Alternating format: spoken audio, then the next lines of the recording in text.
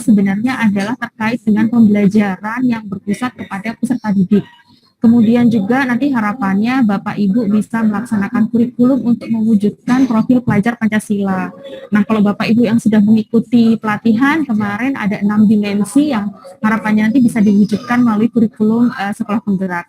Dan pada saat nanti Bapak Ibu mengimplementasikan seluruh kegiatan atau mata pelajaran yang ada di kurikulum sekolah penggerak nanti, implikasinya adalah pada pembelajaran dan peningkatan hasil peserta didik yang secara holistik meningkat gitu ya, baik literasinya, numerasinya maupun karakteristiknya. Ini adalah pelaksana dan capaian pelatihan yang diharapkan. Kemudian tujuan IHT itu apa Bapak Ibu? Jadi ini tujuan IHT ini dirangkum dari materi-materi yang sebenarnya nanti akan Bapak Ibu peroleh pada saat Bapak Ibu melaksanakan komite. Nah, jadi pada saat Bapak Ibu nanti mengikuti komite akan ada beberapa materi yang disampaikan di situ dan nanti harapannya seluruh materi itu bisa diimplementasikan pada saat kegiatan IHT. Sehingga tujuan dari IHT ini adalah yang pertama harapannya nanti bisa mengetahui tujuannya itu sendiri, konten, proses, dan evaluasi pelatihan IHT. Dan harapannya juga nanti bisa menyusun rencana belajar. Karena untuk implementasi kurikulum sekolah penggerak itu diawali dari rencana belajar yang akan Bapak Ibu susun bersama didampingi nanti dengan pengawas sekolah, kepala sekolah, dan guru-guru mata pelajaran yang menjadi sasaran di tahun ini. Jadi kalau di tahun ini sasarannya adalah untuk TK itu jenjang AB, kemudian untuk SD adalah kelas 1 dan kelas 4, kemudian untuk SMP kelas 7 dan SMA kelas 10 gitu. Sehingga nanti harapannya Bapak Ibu bisa mengetahui tujuan konten, proses evaluasi, dan menyusun rencana belajar. Kemudian yang kedua, ini adalah harapannya nanti Bapak Ibu pada saat setelah mengikuti IHT atau selama mengikuti IHT itu nanti akan mampu merefleksikan nilai-nilai dan filosofi yang dibawa oleh Bapak Ki Hajar Dewantara gitu ya, dan nanti bisa mengimplementasikan terkait dengan peran Bapak Ibu sebagai guru atau pendidik supaya Bapak Ibu bisa merumuskan strategi pembelajaran yang sesuai dengan konsep dan filosofi KHD di mana pembelajaran berpusat pada peserta didik dan kepada anak gitu. Kemudian nanti harapannya juga Bapak Ibu mengenal komponen kurikulum, struktur kurikulum di sekolah penggerak itu seperti apa, perbedaannya apa dengan yang kemarin. Kemudian bagaimana Bapak Ibu nanti melaksanakan kurikulum itu dan mengidentifikasi apa saja sebenarnya komponennya, kemudian peran-peran dari setiap pemangku kepentingan gitu, sehingga nanti harapannya ini akan selaras Bapak Ibu pada saat Bapak Ibu melaksanakan kurikulum dari mulai perencanaannya, pelaksanaan sampai evaluasi itu nanti akan ada peran pemangku kepentingan baik di tingkat pusat dan tingkat daerah. Dan harapannya nanti kolaborasi ini akan berjalan dari awal sampai akhir. Kemudian juga harapannya nanti Bapak Ibu bisa mengidentifikasi rasional, tujuan, dan elemen dari setiap CP, capaian pembelajaran, kalau yang kita sebut dengan capaian pembelajaran ya Bapak Ibu ya. Karena capaian pembelajaran ini nanti diberikan oleh pusat, oleh karena itu Bapak Ibu harus paham capaian pembelajarannya seperti apa di setiap fase-fasenya begitu. Kemudian Bapak Ibu nanti juga harapannya mampu mengidentifikasi visi, misi, tujuan gitu ya, program dari sekolah sampai kepada program semester, program tahunan, bagaimana nanti Bapak Ibu menyusun kurikulum operasional di satuan pendidikan, kemudian bagaimana melakukan evaluasinya terhadap kurikulum tersebut. Juga bagaimana nanti Bapak Ibu merancang satu modul ajar ya, modul ajar ini adalah rancangan pembelajaran yang Bapak Ibu susun selama satu fase gitu yang nanti akan Bapak Ibu implementasikan di kelas yang Bapak Ibu ampu. Juga yang paling penting adalah karena salah satu dari intervensi terkait dengan program sekolah penggerak adalah literasi digital, karena itu nanti harapannya Bapak Ibu mampu memanfaatkan TIK dalam pembelajaran dan untuk kepala sekolah, Bapak Ibu kepala sekolah dan pengawas sekolah itu nanti mampu memanfaatkan platform sumber daya sekolah dan platform rapat pendidikan. Bapak Ibu saya mohon maaf ini menggunakan masker karena saya ada di ruang publik.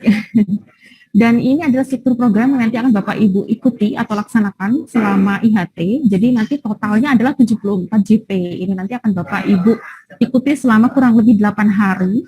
Nah, rangkaiannya apa selama 74 JP dari hari ke hari itu nanti sebenarnya Bapak Ibu akan bisa baca, cermati di dalam panduan IHT. Jadi nanti harapannya Bapak Ibu sekolah itu di sekolah sudah punya panduan IHT yang kemudian nanti bisa Bapak Ibu kembangkan sesuai dengan kondisi sekolah Bapak Ibu.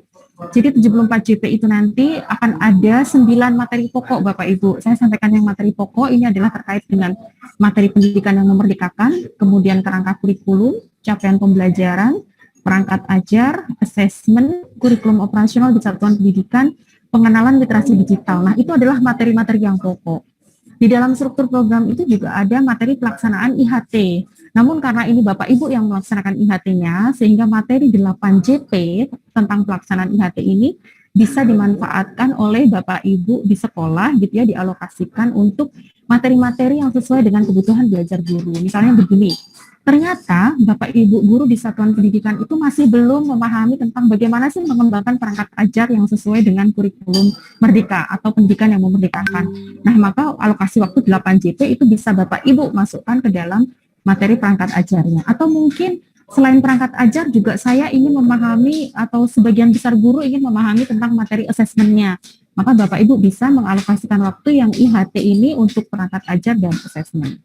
Tapi nanti akan ada tes awal dan tes akhir juga Bapak Ibu.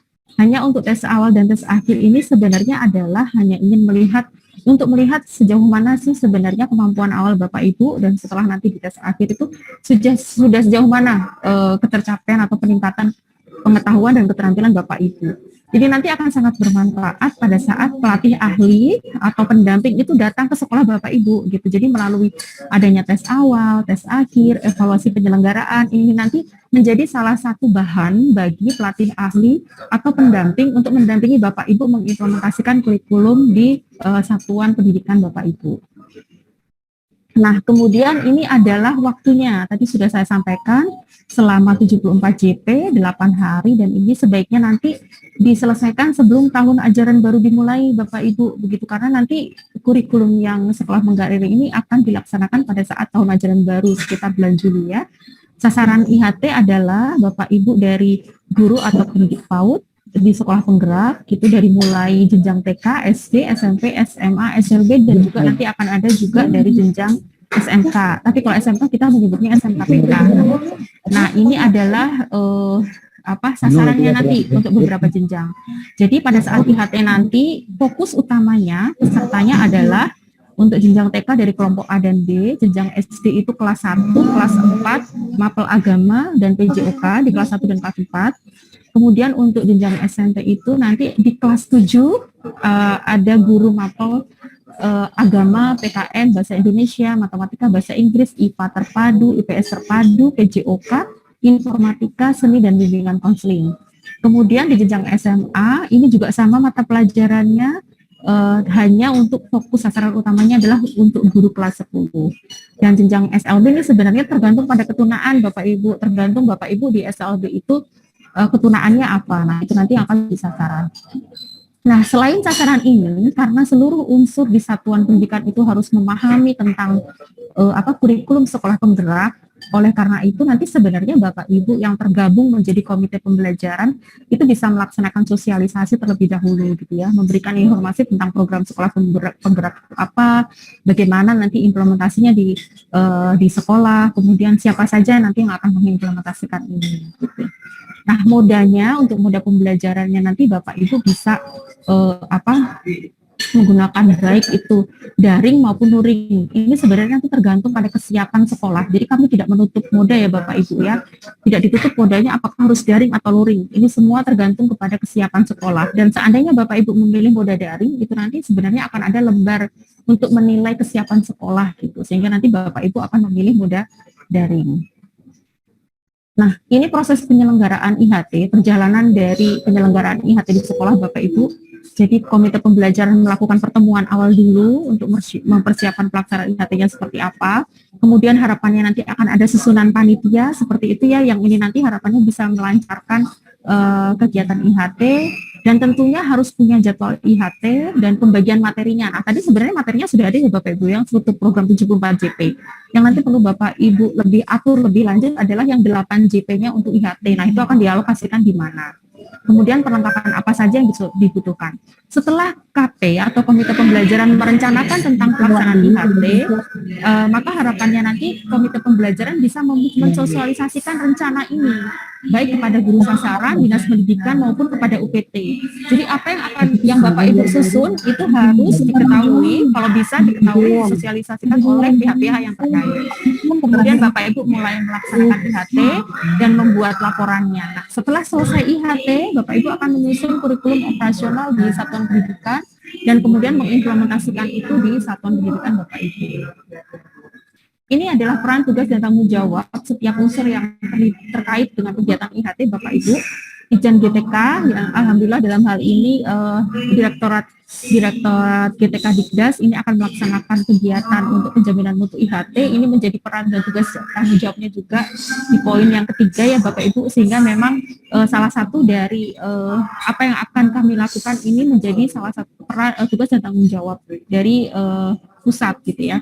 Jadi selain membuat NSPK, membuat panduan IHT dan mengkoordinasikan IHT dengan para pemangku kebijakan terkait, dan kegiatan ini juga merupakan salah satu tugas dan tanggung jawab dari Direktorat GTK Dikdas, jadi mengkoordinasikan gitu ya, salah satunya adalah kegiatan penjaminan mutunya. Kemudian dari PM4TK dan LPPK SPS ini nanti sebenarnya adalah sebagai UPT walinya Bapak Ibu. Jadi Bapak Ibu setiap wilayah nanti akan memiliki walinya sendiri-sendiri sehingga nanti koordinasinya lebih mudah. Ini selain mengkoordinasikan penyelenggaraan IHT, juga mengkoordinasikan pendampingan IHT.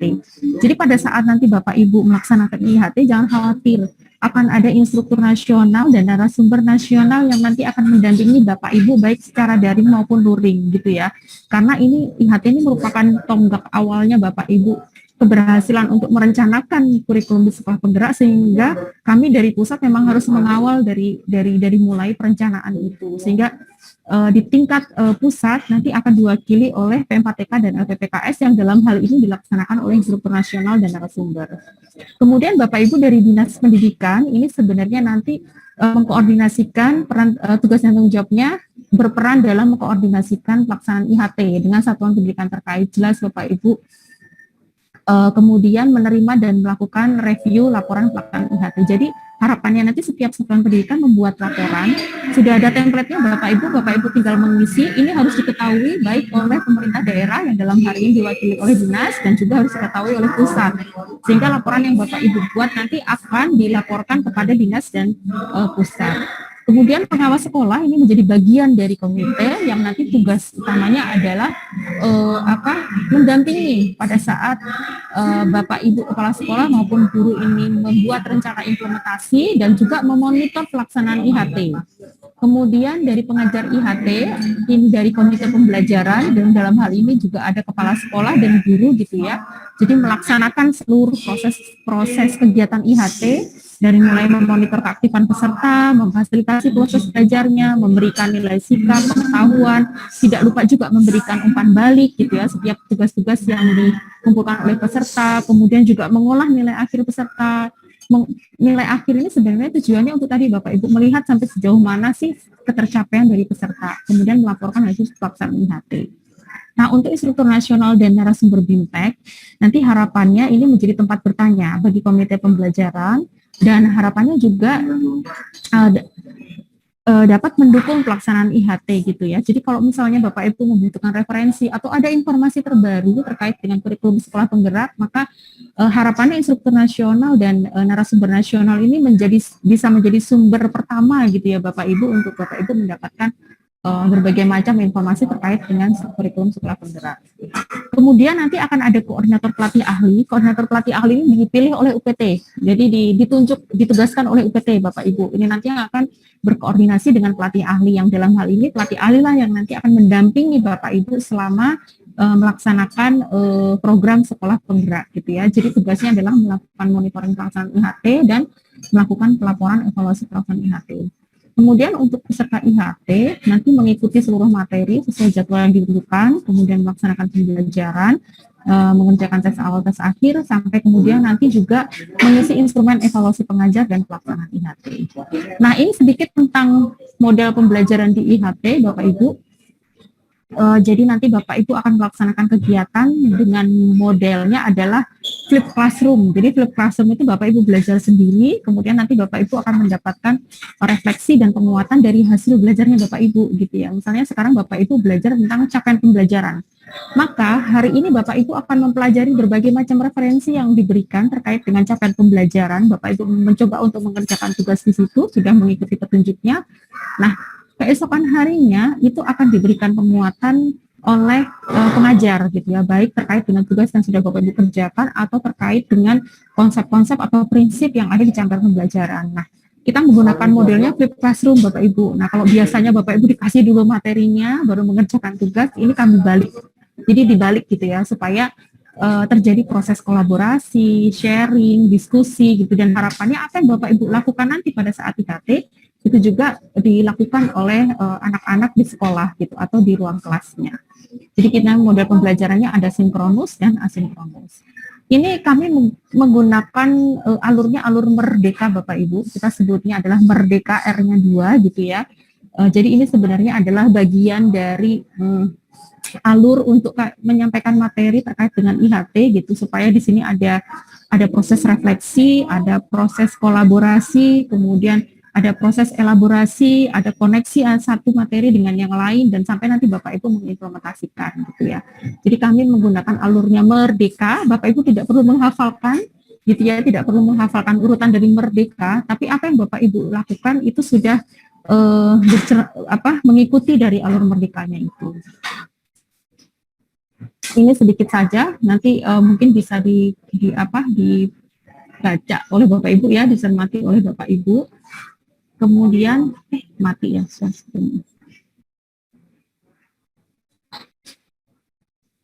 Nah, sampai di sini Bapak Ibu, Mbak Ulfa, ini saya memaparkan dulu terkait dengan kegiatan IHT yang nanti akan dilakukan di satuan pendidikan. Apakah mungkin ada yang didiskusikan atau ini saya lanjutkan dulu terkait dengan penjaminan mutunya, Mbak Ulfa? Iya. Dilanjutkan dulu, Bu.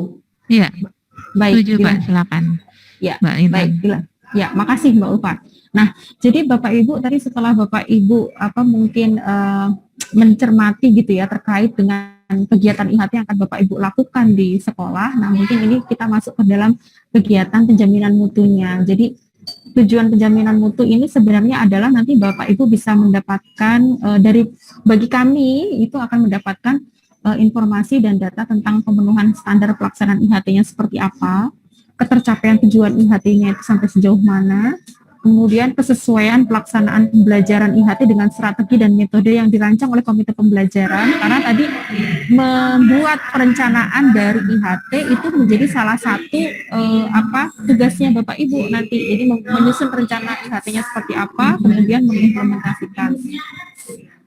Kemudian hasil pelaksanaan IHT terhadap rancangan implementasi pembelajaran, kendalanya seperti apa. Nah, ini adalah lingkup penjaminan mutunya, ada perencanaan, pelaksanaan, dan evaluasinya. Mungkin nanti di setiap kelompok akan lebih banyak dijelaskan juga ya Mbak Ulfa ya, pada saat koordinasi terkait dengan lingkup-lingkup penjaminan mutu. Nah, respondennya ada dari komite pembelajaran dan dari peserta. Jadi nanti komite pembelajaran ada kepala sekolah, pengawas, perwakilan guru, kemudian pesertanya nanti ada beberapa, dan ini jumlahnya adalah paling sedikit 30% dari peserta. Jadi tidak semuanya nanti akan kami ambil datanya Bapak Ibu. Tapi kalau pengawas sekolah, kepala sekolah itu akan kami jadikan sebagai responden utama, kemudian ada perwakilan guru komite, dan kalau guru peserta itu paling sedikit jumlahnya 30% dari peserta yang hadir pada saat IHT. Ini adalah gambaran umum untuk pelaksanaan penjaminan mutunya dari mulai persiapan, pelaksanaan, kemudian nanti kami juga akan mengolah data, dan ini data ini bisa diakses oleh siapapun saja gitu ya sebagai bentuk laporan, dan ini juga nanti tujuannya adalah sebenarnya untuk memperbaiki di kegiatan IHT yang selanjutnya. Jadi ini sangat kami butuhkan sebenarnya nanti pada saat kegiatan penjaminan mutu itu saran, masukan dari Bapak Ibu. Kita ingin memotret secara nyata apa yang sebenarnya sudah dilaksanakan atau sudah terjadi pada saat IHT gitu. Nah, nanti akan ada beberapa instrumen yang akan kami bagikan pada saat penjaminan mutu, yaitu instrumen survei, observasi, dan panduan wawancara. Jadi ada 4 ya Bapak Ibu ya, jadi instrumen untuk pengawasnya, instrumen untuk kepala sekolah, instrumen untuk guru, kemudian nanti akan ada lembar observasi yang diisi oleh petugas. Jadi petugas akan datang melihat kegiatan IHT-nya seperti apa. Kemudian nanti akan ada FGD. Nah, FGD ini sebenarnya adalah kami ingin menggali lebih banyak lagi terkait dengan apa yang sudah Bapak Ibu lakukan. Karena kan kami tidak bisa memotret dari realnya dari awal ya Bapak Ibu, sehingga FGD inilah yang nanti harapannya kami akan mendapatkan lebih banyak informasi tentang apa yang sudah dan akan Bapak Ibu lakukan pada saat IHT. Begitu Bapak Ibu. Untuk yang IHT ini jadwalnya mungkin nanti bisa disampaikan secara lebih rinci di setiap kelompok. Nah, kemudian ini yang akan nanti menjadi tugas dan tanggung jawab Bapak Ibu yang nanti akan melaksanakan penjaminan mutu di sekolah, berkoordinasi dengan dinas pendidikan, dan ini adalah salah satu kegiatan koordinasi kami, kemudian melakukan observasi. Jadi nanti begitu datang akan ada petugas yang mengikuti kegiatan IHT di sekolah seperti apa, mengobservasi secara cepat. Bapak Ibu sudah ada instrumen yang harus diisi oleh petugasnya. Kemudian nanti di hari berikutnya Bapak Ibu akan dikumpulkan di satu tempat, kemudian mengisi kuesioner yang nanti juga akan didampingi oleh petugas penjaminan mutu. Kemudian nanti juga akan ada diskusi kelompok tertimpun atau FGD gitu ya, atau wawancara gitu, diskusi dengan para responden. Kemudian kami ingin memeriksa kelengkapan hasil pengisian instrumennya seperti apa, dan harapannya nanti akan ada refleksi. Sharing refleksi inilah yang sebenarnya sangat kami harapkan Bapak Ibu. Jadi kami ingin mendapatkan berbagai banyak data gitu ya terkait dengan kegiatan dari IHT yang Bapak Ibu lakukan. Nah, tugas kami nanti sebagai petugas penjaminan mutu begitu pulang itu adalah mengolah hasilnya dan melaporkan gitu. Kami ingin memotret real kondisi yang terjadi Bapak Ibu karena ini tujuannya baik untuk memperbaiki setiap program dari kegiatan IHT-nya itu seperti apa. Begitu Bapak Ibu yang bisa kami sampaikan gitu terkait, ini saya sampaikan cepat saja karena nanti mungkin di setiap kelompok juga perlu koordinasi lebih lanjut gitu ya terkait dengan kegiatan yang akan dilakukan sebelum nanti di breakout oleh panitia. Mungkin seperti itu Mbak Ulfa dari saya gitu, mohon maaf ini agak cepat, saya takutnya nanti waktunya juga mepet supaya nanti koordinasinya akan lebih fokus gitu ya, lebih rinci gitu di setiap kelompoknya. Terima kasih banyak Mbak Ulfa, Pak Mamat, Bapak Ibu semuanya. Assalamualaikum warahmatullahi wabarakatuh. Selamat siang. Waalaikumsalam. Waalaikumsalam warahmatullahi wabarakatuh. Waalaikumsalam warahmatullahi wabarakatuh. Terima kasih Mbak Intan sudah menjelaskan kepada kita semua tentang pelaksanaan in-house training di satuan pendidikan. Di sela-sela Mbak Intan masih di bandara ya Mbak. Makasih banyak Iya, Mbak. Mbak Ulfa. Berapa jam lagi Mbak Intan? Ya Pak Mamat. Terbang berapa jam lagi? Saya terbangnya jam 11:30 nih, tadi sudah dipanggil untuk boarding. Oh gitu. Ya, Halo Pak. Oh gitu. luar Ya. biasa Oke. Ya. dedikasinya. Makasih banyak Mbak Intan. Semoga selamat dalam perjalanan. Ya, mungkin kalau ada yang kita diskusikan sebentar, mungkin masih bisa nih Mbak Ulfa. Oke, 5 menit ya. Ya, 5 menit. Oke, mungkin Halo, Ya. saya Bu. dibuka satu ya Pak ya. Saya Bu, Saya Bu. Terus untuk ini Lampung Tengah, baik silakan Pak. Selanjutnya nanti diskusi akan kami fasilitasi di breakout room di main room ini satu pertanyaan ya Bapak Ibu, mohon dimaklumi. Maaf Silakan Ibu, saya Pak ingin Sariman, bertanya. Lampung Tengah. Jakarta Timur, Sutresno. Dalam pelaksanaan IHT, peserta itu pada saat kita rapat di Solo, itu kan semua guru untuk SD. Sedangkan kemarin itu katanya hanya untuk guru kelas 1 dan 4, PJOK dan agama. Nah, ini mana yang benar? Mohon maaf. Terus tadi juga dijelaskan oleh instruktur, itu pesertanya adalah guru SD, kelas bawah, kelas atas, kemudian guru kelas 4, kelas 1 dan PJOK dan agama. Begitu Bu. Jadi ada apa namanya kurang jelasan untuk masalah peserta. Nah, dijelaskan lagi kemarin pada saat kita Zoom katanya yang untuk gurunya di sekolahnya itu hanya terdiri dari satu kelas, maka dia tidak ada IHT. karena guru kelas 1 dan 4 sudah difasilitasi di tingkat nasional kemarin. Jadi mohon penjelasannya. Terima kasih. Silakan Mbak Intan. Ya, makasih Mbak Ulfa. Ini saya menegaskan lagi terkait yang sasaran Bapak Ibu. Jadi tadi sudah disampaikan bahwa sasaran utama yang nanti akan menjadi peserta IHT untuk SD adalah guru kelas 1, guru kelas 4, kemudian guru mapel agama dan PJOK kelas 1 dan kelas 4 yang belum mengikuti pelatihan gitu ya, yang belum mengikuti pelatihan di tingkat nasional. Bagaimana dengan guru-guru yang lain?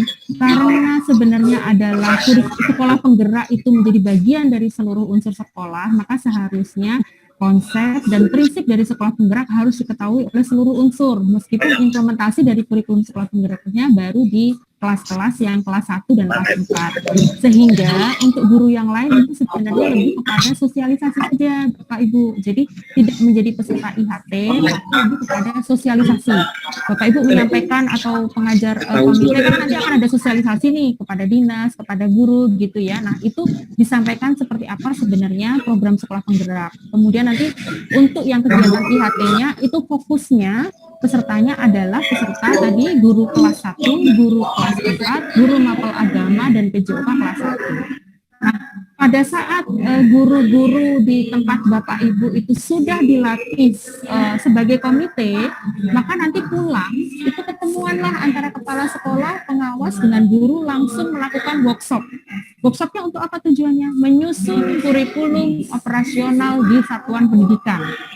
Ya, gitu. Jadi meskipun tidak disebut dengan IHT, tapi nanti Bapak Ibu tetap harus melakukan workshop di sekolah supaya apa? Pada saat Bapak Ibu melaksanakan di bulan Juli, itu Bapak Ibu sudah punya satu dokumen kurikulum.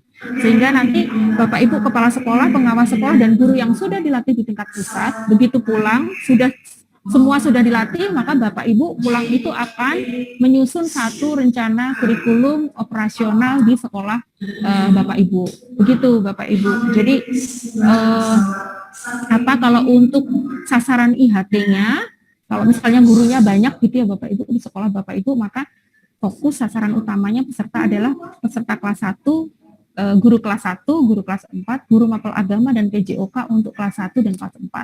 Tapi kalau ternyata semua guru sudah mengikuti, sudah dipanggil di pelatihan tingkat nasional, maka nanti pulang, harapannya Bapak Ibu Kepala Sekolah dan pengawas sekolah dan guru komite itu berkumpul workshop untuk menyusun kurikulum operasional di sekolah penggeraknya Bapak Ibu. Begitu Bapak Ibu. Ya, terima kasih. Jelas Bu. Menjelaskan ya Bapak Ibu ya. Ya. Terima kasih Bu. Ya, sama-sama Bapak. Ya. Sudah clear ya. Baik Bapak Ibu, selanjutnya agenda kita, saya ucapkan terima kasih dulu Mbak Intan, selamat jalan sekali lagi. Bapak Ibu yang saya hormati, diskusi makin hangat ya, sudah menjelang jam 10. Jadi diskusi selanjutnya akan kami fasilitasi dalam breakout room berdasarkan kabupatennya, ada 11 kabupaten di sini ya. Sudah siap untuk difasilitasi ya Mas Pur, Mas Asep. Mbak Intan ke metro loh, jangan dulu boarding. Iya Pak Mamat. Iya. Mbak Intan, tunggu saya sedikit pertanyaan Mbak Intan, help me. Tapi kok enak template muncul? Apa Bapak? Monggo Halo. kolaborasi. Gak enak apa nangis sore enak sing kudu